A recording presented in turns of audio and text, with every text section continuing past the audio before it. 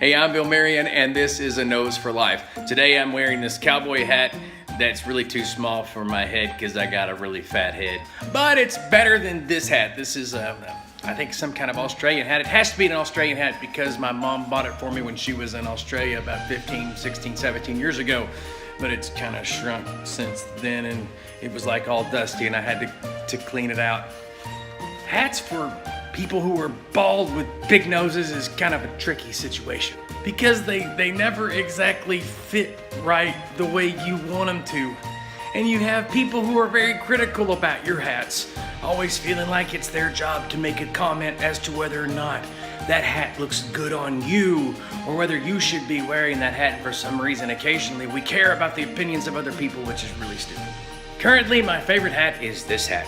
I love this hat. I love this hat because we bought this hat when I was going to visit Anna this year in college. This is Anna. Anna's my daughter. She's my youngest daughter, and it's her first year in college. And that U there stands for Union College. It's Union College in Kentucky. And I went to school there to Union for a while when I was younger, and I love Union College. It's great, and it's my Union College hat. And we bought it celebrating Anna's first year of college. So right now, this is my favorite hat, and I really don't care what anyone thinks about it. But the point is that it's really hard sometimes to find the right hat for the right head. Finding the right Christmas gift is the same way. Finding the right thing to buy the right person, it's really, really difficult. You know, when kids are younger, they're fun to buy for. You kind of just take over the whole operation. You play Santa Claus if you do that kind of thing. And when you buy Christmas gifts, you buy gifts in mind with what their interests are, what they're watching on television or their favorite movies. But as people get older, they get more complex and they're harder to buy for. And I know what you're probably saying. You're saying, Bill, but it's the thought that counts, right? It's not the gift, it's the thought that counts. And you're absolutely right. And so what were you thinking when you bought that? I mean, really? I mean, if it's the thought that counts, you were like clueless in your thinking when you bought that one thing for that one person. They were like, oh, that's really nice, re-gift. You know what I'm talking about. I mean, you know what's bad when somebody says, hey, did you save the receipt for this gift you bought me? You know, right then, that was probably a bad gift choice. But I think when we receive gifts, sometimes we kind of forget the thought that may have been put into giving us that gift. In fact, you could probably get me anything, and if you put thought into the why you're getting it, and I would be appreciative of it, even if it has no value at all, except for the fact that you were thinking about me at this particular time and junction. The gift may have absolutely no value. It may not have even cost you a dime, but the fact that you were thinking about an aspect of our friendship, our relationship, or whatever the case is, it would mean the world to me. For instance, one year, my baby girl, my oldest daughter, she actually paid attention to the fact that one of my favorite Christmas movies is A Christmas Story. You'll shoot your eyes out. I'm sure you remember the movie. Great movie. And so she bought me this Christmas ornament. And actually it came in a set of 3 ornaments, I think, and this was one of them. And you know, I didn't pay a whole lot of attention to it at all that year. My mind was consumed with things that really it shouldn't have been consumed with. And so I really didn't pay enough attention to how great this gift was. That gift, that lamp leg thing from A Christmas Story, was an amazing gift from Anna. And here's why. It's because it meant something to her to buy it, because she had noticed something that her daddy had enjoyed, and to participate with something about her daddy, she bought those ornaments. I don't even know if I'm wording that right, and it really doesn't matter. But the point is that it was something that reminded her of her daddy, which is kind of weird. But still, the point is that most of the time it really is the thought that counts. And so when receiving gifts this year, if you're receiving gifts, remember the people that as they're buying the gifts, that they're thinking about you. And when you bought gifts this year, the challenge for you is, were you thinking about that other person, or were you just checking a gift off of a list? One of the best gift givers I know is a person by the name of Ken Hartley. A lot of you probably already know him. I'm going to link to his site in the description below. He is an amazing illusionist, but he's also a world-renowned worship leader in the church world. He's a writer. He's written books. I mean, this guy's everywhere, but I actually know him. I'm actually fortunate enough to be a close friend of Ken Hartley's. Name dropping in the description, baby. But anyway, seriously, he is one of the greatest gifting people people I know. Not only is he charitable, but when he gets gifts for his friends, he puts thought into it. For instance, recently he went to the Reagan library, and I happen to be a Ronald Reagan fan, not just because of his conservative values, but just because Reagan was so cool. But he bought me a Reagan t-shirt. And you know, this probably didn't kill his bank, but what it did is it made me realize that Ken had paid attention to our conversations about politics and world stuff, affairs, and he was thinking about me in that moment at the Reagan Library. Knowing I'm a Reagan fan, he was a Reagan fan, and he got a t-shirt. It was a big deal. It was a moment. And he didn't wait for Christmas to give it to me, which leads me to another point. Why do we always wait to Christmas to do something for somebody else? Maybe we should try doing that all year round. Kathy Gracie, who is a subscriber to this channel and also a good friend of mine, she also went to the Reagan Library. She's actually from California, and Kathy Gracie was visiting family and friends in California, went to the Reagan Library, and guess what? She brought me back a souvenir from the Reagan Library too, because she's heard me talk about Ronald Reagan, and so it was a great moment. Thoughtful people matter. They leave some type of imprint in your mind forever and ever. And I know the times that I've been thoughtful towards other people, because let's just face it, sometimes we forget to be thoughtful to other people. I know I have forgotten to be thoughtful to people who love us and who care for us, but those times that I've been on and I've thought about them, it leaves a lasting impression, and it does matter.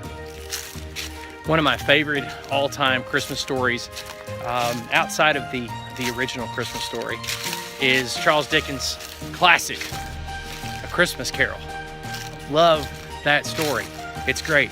It's about somebody who's facing maybe not even real ghosts.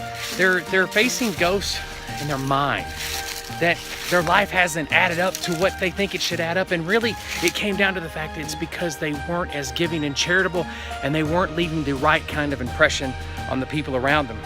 And those ghosts, I always think that Ebenezer Scrooge, that the ghosts are actually in his mind, that he's confronting the fact that he's lived an empty life because of pursuit of the wrong things. One of my all-time favorite quotes from Charles Dickens' Christmas Carol is this: "I will honor Christmas in my heart and try to keep it all the year."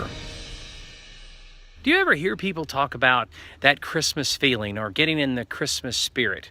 Maybe it's associated with some type of happenstance or some type of circumstances.